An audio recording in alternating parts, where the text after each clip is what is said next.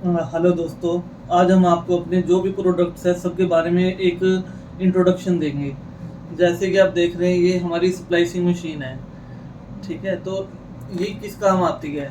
हमारी जो fibre optic cable होती है वो बहुत पतली होती है, जिसको हम ट्विस्ट करके जोड़ नहीं सकते। तो उसके लिए हमें क्या है, एक मशीन की ज़रूरत होती है।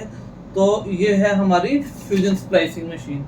तो फ्यूजन स्प्लाइसिंग मशीन का क्या काम है, एक इधर से को रखा, इधर से रखा, दोनों को वो ज्वाइंट कर देती है, फ्यूज करके और ज्वाइंट कर देती है। तो ये हमारी स्प्लाइसिंग मशीन हो गई। ठीक है जी। और ये हमारा जैसे फाइबर ऑप्टिक केबल है। फाइबर ऑप्टिक केबल आपको पता ही है, डाटा ट्रांसमिशन में काम आता है। इंटरनेट सर्विस कोई भी प्रोवाइड करता है तो वो फाइबर ऑप्टिक केबल के थ्रू ही कर पाता है। तो इंटरनेट की दुनिया में फाइबर ऑप्टिक केबल एक मोस्ट इम्पोर्टेंट रोल अदा करती है। जैसे कि हमारे सारे देश कनेक्टेड ही फाइबर ऑप्टिक केबल के थ्रू होते हैं। समुद्र के नीचे भी फाइबर है, सब जगह फाइबर ही फाइबर है। अगर वायरलेस का हम सहारा लेते हैं, बिल्कुल शॉर्ट जगह के लिए ले सकते हैं, अदरवाइज फाइबर इज मस्ट। और फाइबर को ज्वाइन करने के लिए क्या चाहिए हमें? Splicing machine. स्प्लाइसिंग मशीन इस फाइबर को ज्वाइंटिंग करने में काम आती है। फिर उसके बाद बारी आती है OTDR की। ठीक है जी, ये हमारा OTDR है। OTDR किस काम आता है हमारा? OTDR हमारा, जैसे कि मान के चलो हमारी लाइन है 100 किलोमीटर बिछी हुई है, 200 किलोमीटर बिछी हुई है, या फिर 5 किलोमीटर बिछी हुई है। हम 5 किलोमीटर देख तो नहीं सकते कि कहाँ पर कट है कहाँ नहीं है। तो कहाँ कट है ये देखने के लिए हम OTDR का यूज करते हैं। और कहीं पे मान के चलो बैंड आ गया, तो बैंडिंग भी कहाँ पर हो रही है कहाँ नहीं हो रही, वो सभी हम OTDR के थ्रू चेक कर सकते हैं। कहीं पे अगर लॉस होएगा तो ग्राफ में हमें दिखा देगा कि यहाँ पर लॉस है, या फिर ये जो है इतने मीटर की कट है। मान के चलो मैंने 5 किलोमीटर बिछाई है और वो हम OTDR दिखाता है हमें 3 किलोमीटर, यानी कि 3 किलोमीटर के बाद में कट मिलेगा हमें। तो ये OTDR का काम है हमारा। फिर उसके बाद प्रोडक्ट लिस्ट में देखते हैं हम, ये अगला है पावर मीटर और VFL। पावर मीटर किस काम आता है? जैसे कि कोई भी हमारा OLT है, जैसे मान के चलो, या कुछ भी ऑप्टिकल इंस्ट्रूमेंट है, ऑप्टिकल डिवाइसेस है, वो कुछ ना कुछ पावर देती है। उस पावर को चेक करने के लिए हमें पावर मीटर यूज होता है। जैसे OLT है, वो जो पावर देती है, और कस्टमर एंड में जो चलता है वो माइनस में पावर चाहिए होती है। जैसे -26 तक चलता है, -28 तक चलता है। अगर -28 तक आ रहा है तो वो हमारा चलेगा, तो हम पावर मीटर से वो चेक कर लेंगे। ठीक है ना। तो यहाँ पर हमारा पावर मीटर इस तरीके से यूज होता है। VFL है, VFL कहाँ पे यूज होता है? जैसे VFL एक लाइट है। अब मान के चलो हमारा जंक्शन बॉक्स है, एक एरिया मान के चलो आधे किलोमीटर के बाद हमारा एक बॉक्स है, फिर आधे किलोमीटर के बाद एक दूसरा बॉक्स है, फिर आधे किलोमीटर के बाद एक और बॉक्स है। यहाँ से हम लाइट भेजेंगे, तो फिर अगर वो लास्ट बॉक्स तक आ रही है, इसका मतलब पूरा हमारे नेटवर्क ओके है। अगर लास्ट में नहीं आ रही तो हम उससे पहले वाले नेटवर्क उसमें देखेंगे, बॉक्स के अंदर। यहाँ पे लाइट नहीं आ रही, उससे पहले वाले बॉक्स में देखेंगे, यहाँ पे लाइट आ रही, इसका मतलब इस और इस पॉइंट के बीच में कहीं पे फाइबर कट है। ठीक है, तो यहाँ VFL एक छोटा सा डिवाइस है, एक जैसे पेन के टाइप में है। यहाँ से हमने टॉर्च मारी और अपना सेकंड हैंड पे देख लिया। ठीक है ना। तो यहाँ इस तरीके से VFL का यूज होता है। आजकल काफी सारे पावर मीटर ऐसे आ रहे हैं जो VFL का ऑप्शन देते हैं। OTDR भी इस तरीके के आ रहे हैं आजकल, जिसमें पावर मीटर इनबिल्ट है, लेजर सोर्स इनबिल्ट है, VFL इनबिल्ट है। इस तरीके के OTDR आ रहे हैं आजकल।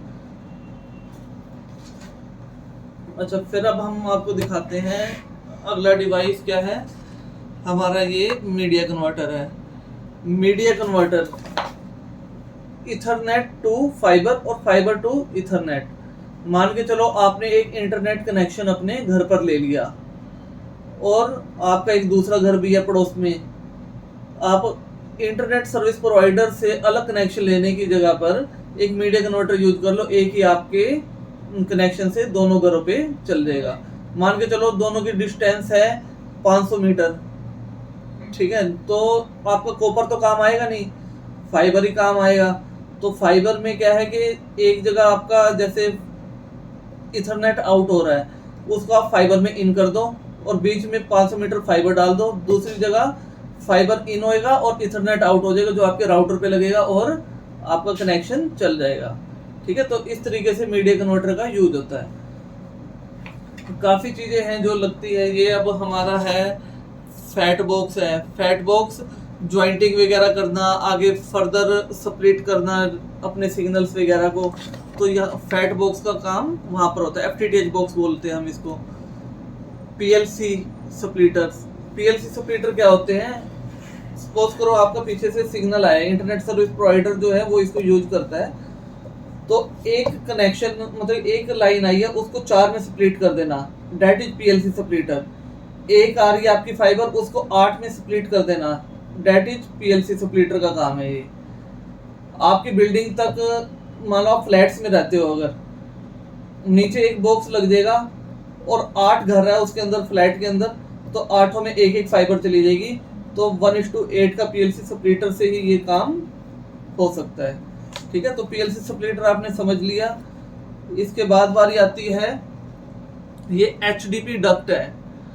ये कहाँ पे यूज होता है? ये जैसे कि आपका अंडरग्राउंड आपको फाइबर लेकर जानी है, ठीक है, तो अंडरग्राउंड फाइबर ले जाने में एचडीपी पाइप का यूज होता है, क्योंकि एचडीपी पाइप डलेगा उसके अंदर फाइबर केबल डलेगी, अदरवाइज वैसे तो पुल हो नहीं सकती जमीन के अंदर, पहले ये वो होएगा फिर इसके अंदर फाइबर केबल लेके जाएंगे ताकि प्रोटेक्शन उसकी बनी रहे। तो इसमें जैसे ब्लू है, रेड है, येलो है, ये अलग अलग कलर्स में आती है, जैसे ब्लैक, ब्लू, रेड। कई इसको इलेक्ट्रिकल बंदे भी यूज करते हैं, इलेक्ट्रिकल डिपार्टमेंट वाले। और भाई इलेक्ट्रिकल केबल के 3 कलर में आती है तो वो 3 कलर में बनवा लेते हैं। ठीक है, और फाइबर में भी यूज होती है, मल्टीपर्पज यूज होते हैं एचटीपी डक्ट का। इसके बाद है ये हमारी स्लीव है, splicing protection sleeve. Splicing protection sleeve किस काम आती है? जैसे कि मान के चलो आपकी फाइबर केबल का अंदर वाला कोर है, ये तो बहुत नाजुक कोर है, मतलब कि इतना पतला, हमारे बाल की जितना पतला, ठीक है ना, तो इसको प्रोटेक्शन की तो जरूरत है ही है। जब हम इसको स्प्लाइसिंग करते हैं तो उस एरिया में एक स्लीव रख देते हैं और उसको हीट कर देते हैं ताकि ये जोड़ पक्का हो जाए, कहीं पे टूटे ना। ठीक है, तो ये हमारी होगी स्प्लाइस प्रोटेक्शन स्लीव। हम टूल किट्स देते हैं, तो ये टूल किट्स है, इसके अंदर पावर मीटर है, क्लीवर है, स्टीपर है, काफ़ी कुछ है टूल किट्स में। ठीक है ना, तो ये सब हम देते हैं। ये है हमारा, उसके बाद जीपोन, ईपोन, ओएलटी, ओएनयू वगैरह। ओएलटी क्या होता है? जो मतलब कि एक्सचेंज में लगता है, जो इंटरनेट सर्विस प्रोवाइडर होता है वो अपने परमिसेस पे ओएलटी को लगाता है। फुल फॉर्म है इसकी ऑप्टिकल लाइन टर्मिनल। टर्मिनल से पता चल रहा होगा, मतलब हब है वहाँ पे, है ना, जैसे हमारा बस का टर्मिनल होता है, सारी बसें होती है वहाँ से बन के चलती है, वैसे ही ऑप्टिकल लाइन टर्मिनल है, यहाँ से ऑप्टिकल लाइन बनकर चलती है जो कस्टमर एंड पर जाती है। ठीक है, जो कस्टमर एंड पे जाते हैं वहाँ पर कस्टमर एंड पे लगता है ओएनयू, ओएनटी। जैसे अब आपका बिना वाईफाई वाला है उसको ओएनयू बोल देते हैं, छोटा डिवाइस है, और बड़ा है जिसके अंदर सिम, मतलब कि वाईफाई भी है, टेलीफोन का भी पोर्ट है, इंटरनेट के भी पोर्ट हैं, तो उसको हम ओएनटी बोलते हैं, ऑप्टिकल नेटवर्क टर्मिनल। ठीक है ना, तो ये ओएलटी और ओएनयू हो गए। ओएलटी कहाँ पे लगता है? हमारा एक्सचेंज में, टर्मिनल से पता चल रहा है, ऑप्टिकल लाइन टर्मिनल। और ओएनयू या ओएनटी लगता है हमारा कस्टमर एंड पे। और इसकी फुल फॉर्म क्या है ओएनयू की? ऑप्टिकल नेटवर्क यूनिट, ये तो एक यूनिट है। ओएनयू की full form optical network unit है। ठीक है, इसके बाद ये है हमारा पोन एडफा। पोन एडफा, पोन एडफा का काम क्या है?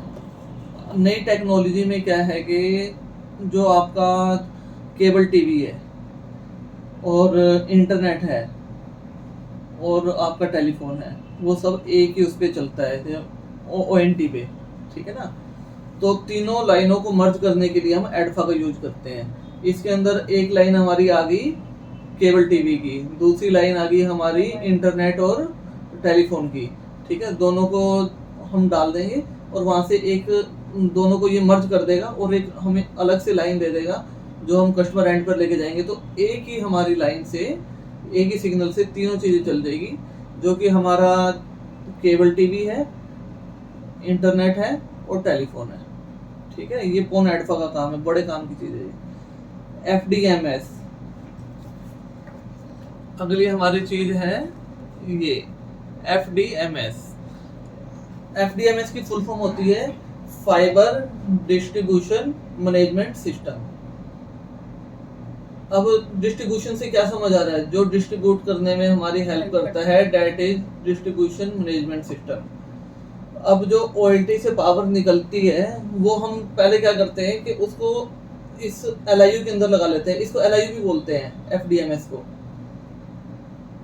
ठीक है। यहाँ पर और फिर अंदर स्प्लाइसिंग वगैरह हो जाती है और उसके बाद वहाँ से आगे फर्दर डाटा आगे निकलता है। ये अलग अलग जगह पे यूज होता है। जैसे मान के चलो आपने छोटे छोटे हब बना दिए, वहाँ पर आपकी फाइबर आई, तो फाइबर को एक ही बार क्या करेंगे, इसके अंदर टर्मिनेट कर लेंगे।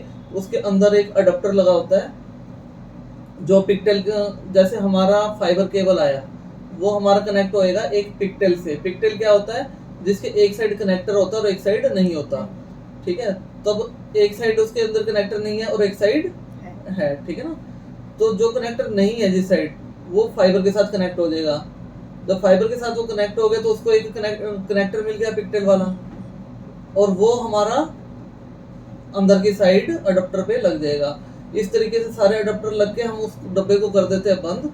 अगर हमें कुछ भी वहाँ से कुछ सिग्नल चाहिए, डाटा चाहिए, तो बाहर की साइड एक पैच कोड लगाकर हम उसको यूज कर लेते हैं। बार बार उसको खोलने की जरूरत नहीं पड़ती, इसलिए हम FDMS का यूज करते हैं, ठीक है। जो मैं पैच कोड पिकटेल बता रहा था वो अगला नंबर आ ही गया है, ये OFC patch code and pigtails. Patch code क्या है? जैसे मान के चलो आपके घर पे ही आ गया वो जो फाइबर का सिग्नल, ठीक है ना। तो उन्होंने क्या किया, क्या करते, जैसे फाइबर आया उसको एक FTTH बॉक्स के अंदर, छोटी डब्बी के अंदर स्प्लाइसिंग कर देते हैं। कनेक्टर मिल जाता है, उसमें अडप्टर लगा होता है एक, जो अंदर की साइड उसको डब्बी को बंद कर देते हैं। बाहर की साइड एक पैच कोड लगाते हैं, उस डब्बी में कनेक्ट करते हैं और वो दूसरा एंड उसका ONU ONT में लग जाता है। तो ये पैच कोड का काम है, ये इंटरकनेक्ट करता है बेसिकली, ठीक है। पिकटेल जो पैच कोड है उसका आधा कर देंगे तो वो पिकटेल बन गया, ठीक है। यानी कि पिकटेल में क्या होएगा, एक साइड कनेक्टर होएगा और दूसरी साइड नहीं होएगा, और पैच कोड में दोनों साइड कनेक्टर होंगे, ठीक है। उसके बाद बारी आती है SFP की। ये हमारा SFP है। SFP बेसिकली डाटा ट्रांसमिशन में काम आती है। जैसे कि ये कहाँ कहाँ लग जाती है, पीछे से हमारे पास लिंक आया, ठीक है, वो SFP में लगेगा और फिर आगे कस्टमर एंड की कहानी शुरू होगी। मतलब जैसे मान के चलो जो OLT है सिग्नल दे रहा है, बट उसको भी तो सिग्नल की जरूरत है ना, तो वो अपलिंक में SFP लगती है। डाउनलिंक की भी SFP आती है, जो एक पॉइंट से दूसरे पॉइंट को कनेक्ट करते हैं, उसमें SFP लगती ही लगती है। SFP के थ्रू सारा डाटा ट्रांसमिशन होता है। जो भी कनेक्ट पिकटेल लगेगी, पैच कोड लगेगी, वो सब कहाँ लगती है, या तो SFP में लगेगी या फिर OLT में लगेगी, है ना। उसके बाद बारी आती है हमारा Cat6 केबल। Cat6 केबल, ये Cat5 केबल भी होती है ना। Cat5 से एडवांस वर्जन है Cat6 का। तो ये मतलब कि कॉपर वाली होती है और ये यूज होती है हमारी 70-80 मीटर, ज़्यादा से ज़्यादा 100 मीटर तक में। इससे ज़्यादा कॉपर वाली केबल यूज नहीं होती, तभी तो हमें फाइबर की जरूरत पड़ती है, ठीक है। तो Cat6 हमारी सिर्फ इंडोर में यूज होती है। मान के चलो हमारा ONU ONT में इंटरनेट सर्विस प्रोवाइडर हमें कनेक्शन दे गया ONT तक, बाकी हमें अपने ऑफिस में कॉन्फ़िगरेशन करनी है, सब डेस्कटॉप तक हमने इंटरनेट पहुंचाना है, तो हम Cat6 के माध्यम से पहुंचाएंगे। ये इंडोर में यूज होता है, मतलब छोटी सी जगह पे यूज होता है, यूँ मान के चलो ऑफिसेज वगैरह। ऑफिस वगैरह में यूज होता है, या घर में आपने लैपटॉप वगैरह लगा सिस्टम लगा रखे हैं 2-3, तो वहाँ पर वायर लेकर जानी है तो आप कैट 6 से लेके जा सकते हो। ज़्यादातर ऑफिस में यूज होता है इसका। ठीक है, जॉइंट क्लोजर, ये है हमारा जॉइंट एंक्लोजर। अभी जॉइंट एंक्लोजर जो होता है वो, जैसे आप हमारी फाइबर मान लो टूट गई, तो वो जॉइंट एंक्लोजर के अंदर ही हम स्प्लाइसिंग करते हैं, क्योंकि ये बहुत पतली है, मैंने बताया ही था, है ना, तो इसको उतनी प्रोटेक्शन की ज़रूरत है। अब जॉइंट एंक्लोजर एक प्लास्टिक का बॉक्स होता है, उसमें दोनों एंड से जो टूटी केबल है दोनों एंड से आगे, नहीं अलग अलग साइज होते हैं ये। जैसे मान के चलो छोटी केबल के लिए टिफिन टाइप आते हैं, बड़ी ज़्यादा बड़ी केबल के लिए जैसे 24 कोर के लिए, 48 कोर के लिए बैम्बू टाइप बोतल टाइप बड़ी बोतल आती है। ठीक है, तो उसमें जैसे मान के चलो हमारी फाइबर टूट गई तो दोनों एंड से हम फाइबर एंटर करवाएंगे और अंदर जॉइंटिंग वाला हिस्सा रख देंगे ताकि वो सेफ रहे, और उसको बंद करके हम रख देंगे और केबल को ऊपर से हम क्लैंप वगैरह कर देंगे ताकि ये बिल्कुल हिले ना और जॉइंट जो है वो अंदर की तरफ सेफ रहे बिल्कुल। तो जॉइंट एंक्लोजर का काम हमारा यहाँ पर ऐसे होता है। तो इस तरीके से ये सारे प्रोडक्ट के बारे में मैंने आपको बताया है। अब इसके बारे में और कुछ भी आपको पूछना है तो हमें आप पूछ सकते हो कमेंट करके या फ़ोन करके या कैसे भी करके आप हमसे कुछ भी पूछ सकते हो, फाइबर से रिलेटेड कुछ भी। Thank you so much.